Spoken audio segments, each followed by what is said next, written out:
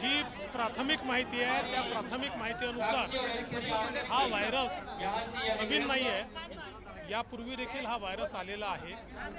पुन्हा त्या व्हायरसचा चंचू प्रवेश होताना दिसतो आहे। या संदर्भात जी काही ॲडवायझरी आहे ती आम्ही लवकरच त्या ठिकाणी जारी करू। आता 3 वाजता केंद्र सरकारचं जे आरोग्य मंत्रालय आहे ते देखील राज्यांसोबत त्या ठिकाणी कॉन्फरन्स करून या संदर्भातली सगळी माहिती ही उपलब्ध करून देणार आहे आणि त्यानंतर काय काळजी घ्यायची आहे ही काळजी आपण घेऊ। आता लगेच पूर्णपणे घाबरून जाण्याची आवश्यकता नाही आहे किंवा माझी माध्यमांनाही विनंती आहे की या संदर्भात कपोलकल्पित माहिती किंवा कोणी काही सांगतं अशा प्रकारची माहिती देऊ नका।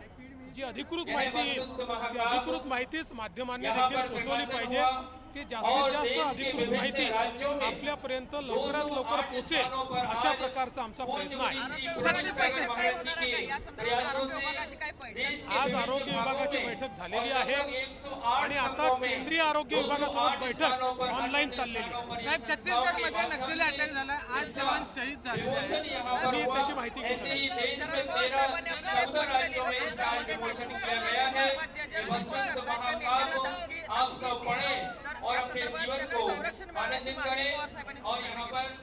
असं आहे, या सगळ्या प्रकरणामध्ये राज्य सरकारने अत्यंत निर्धाराने कारवाई केलेली आहे।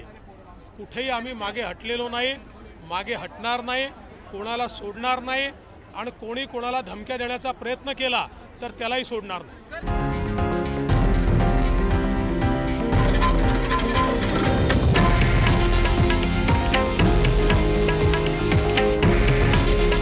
हे आहे देशातील नंबर 1 न्यूज नेटवर्क आणि आपण पाहत आहात TV9 मराठी। काळजी तुमची, हित महाराष्ट्राचं।